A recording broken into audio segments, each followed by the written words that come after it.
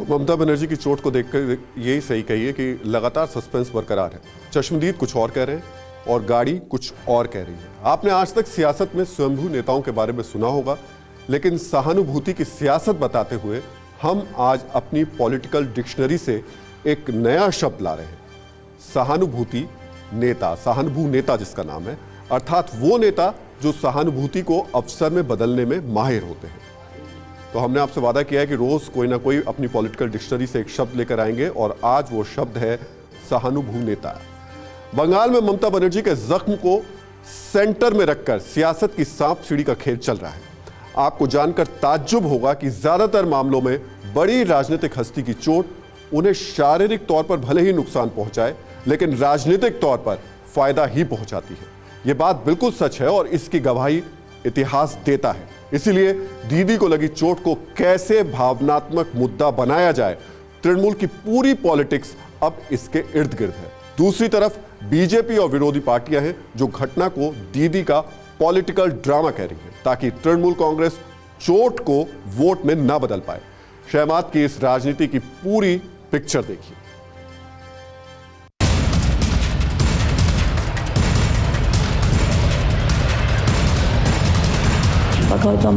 Wheel চেয়ারে করতে হবে, সেটা আপনাদের সহযোগিতা চাইব। व्हील चेयर पर बंगाल में चुनाव प्रचार की बात कर ममता बनर्जी की यह हालत कैसे हुई? नंदीग्राम में ममता बनर्जी के काफिले के साथ क्या हुआ? बीती शाम से यह सवाल सुर्खियों में है।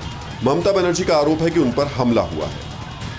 এর উপরে আমি দাঁড়িয়ে নমস্কার করছিলাম, ন্যাচারালি তখন এমন জোরে চাপ আসে যে তাতে আমার পুরো গাড়িটা চেপে যায় আমার পায়ের মধ্যে।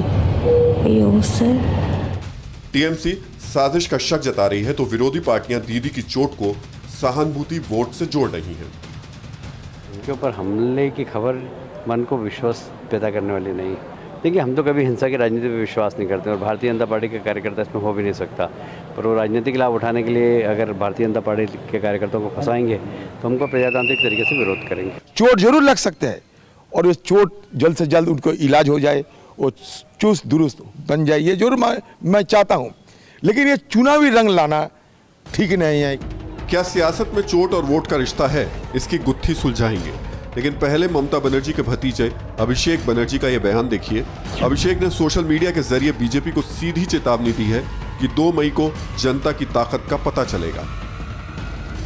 ऐसे में सवाल ये कि ममता की चोट से बंगाल का सियासी समीकरण बदल जाएगा। ममता का अस्पताल में भर्ती होना उन्हें सत्ता के करीब पहुंचाएगा। ममता का घायल होना वोटर्स के दिल में उनके लिए क्या सहानुभूति पैदा करेगा? सिंपैथी वोट पाने के लिए ये सब कर रहा है और कुछ नहीं। कैसे चोट लगी ये तो हमको अभी तक पता नहीं और किसी को पूछताछ चल रहा है, तो फिलहाल वो डिसीजन आने तक तो रुकना चाहिए हम लोगों को। इनका चोट लगा, दिस इज द इशू। ये इशू नहीं है वो राजनीति है कि नहीं। आई एम जस्ट स्पीचलेस, क्योंकि इस बात पे मुझे भी ये श्योरिटी नहीं है कि ये हुआ है कि नहीं हुआ है। कोई है जो उसको धक्का दे रहा है और ये एक्सीडेंट हो गया है। इस बीच ममता बनर्जी के मेडिकल बुलेटिन के मुताबिक उन्हें डॉक्टर्स की निगरानी में 2 दिनों तक अस्पताल में रहना पड़ेगा। बहरहाल अब तक हिंदू मुस्लिम और मंदिर मजार पट्टी की बंगाल की सियासत फिलहाल ममता की चोट और इससे पैदा होने वाले सहानुभूति की सियासत पर केंद्रित है। আমার যারা কর্মী ভাই বোনেরা আছেন এবং সাধারণ মানুষ আছেন, ममता बनर्जी पर हमला हुआ नहीं, इसे लेकर पिछले 24 घंटे से सवाल जवाब का सिलसिला जारी है। हम आगे बढ़ने से पहले आपको दिखाते हैं कि ममता बनर्जी का काफिला कैसे चलता है और उनकी सुरक्षा में क्या इंतजाम है। ममता बनर्जी को Z+ की सिक्योरिटी मिली हुई है। उनके काफिले में 18 गाड़ियां शामिल होती है। ममता के काफिले में सबसे पहले एडवांस सिक्योरिटी कार होती है, इसके बाद एडवांस पायलट कार होती है, फिर तीसरे नंबर पर पायलट कार होती है। पायलट कार के पीछे डायरेक्टर सिक्योरिटी की कार चल रही होती है और उसके बाद काफिले में VIP कार शामिल होती है। सबसे इंपॉर्टेंट कार यही होती है। इस कार के पीछे एक एस्कॉर्ट कार आ रही होती है, जिसे एस्कॉर्ट 1 भी आप कह सकते हैं। एस्कॉर्ट 1 कार के पीछे 2 बैक टू बैक जैमर गाड़ियां होती हैं और इन दोनों जैमर्स गाड़ियों के ठीक पीछे एक स्पेयर VIP कार होती है, ताकि अगर मुख्यमंत्री की गाड़ी खराब हो तो वो इस गाड़ी में आकर के बैठ सके, इस गाड़ी का इस्तेमाल कर सके। महत्वपूर्ण गाड़ी होती है ये एडिशनल VIP कार जो होती है। इसके बाद एक फिर चीफ सिक्योरिटी की कार आती है, जो उसमें चीफ सिक्योरिटी ऑफिसर मौजूद रहता है और उसके साथ अन्य सुरक्षाकर्मी मौजूद होते हैं। इसके बाद फिर एक एस्कॉर्ट कार आती है, एस्कॉर्ट कार 3 रहती है, और उसके पीछे एक इंटरसेप्शन कार चल रही होती है।